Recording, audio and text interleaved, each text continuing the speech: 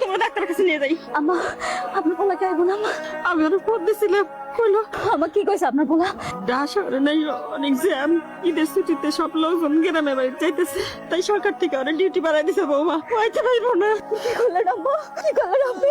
নিজের বউ বাচ্চার দায়িত্ব পালন না কইরা সে দেশের দায়িত্ব পালন করতেছে, দেশের মানুষের দায়িত্ব পালন করতেছে। অন্যের বউ বাচ্চা কেমনে ঠিকভাবে বাসায় যায় এই দায়িত্ব পালন করতেছে, নিজের বউ বাচ্চা যে মরে যাইতেছে খবর নাই তার। মানব জীবন পড়াশোনা দরকার না, হাসপাতালে নিয়ে যাবো। বৌমা না মা, রাগ করো না মা, যাবো না মা, জিদ করো না, এই সময় জিদ করা ভালো না মা। চলো তোমার ডাক্তার মা, আপনি চলো চলো মা, ডাক্তার আসবো মা, আপনি এনে করো না মা, না মা। এই আমেনার মা, এই আমেনার মা, ফাহনুরের মা, তোরা কে কোথায় আছিস রে? আমার পুত্রের বয়স ব্যথা উঠছে, তোরা একটু আয়, আমি একটু ব্যান গাড়ি দেখি।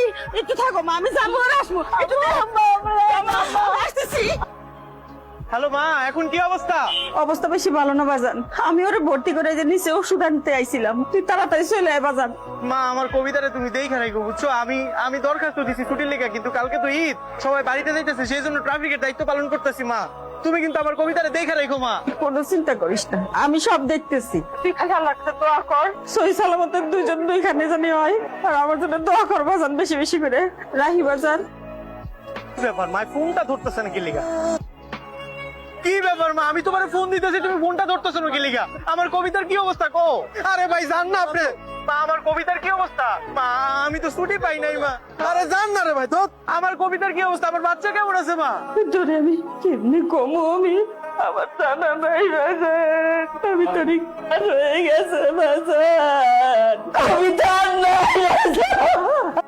কি কইলাম মা? কবিতা নাই? বৌমা নাই।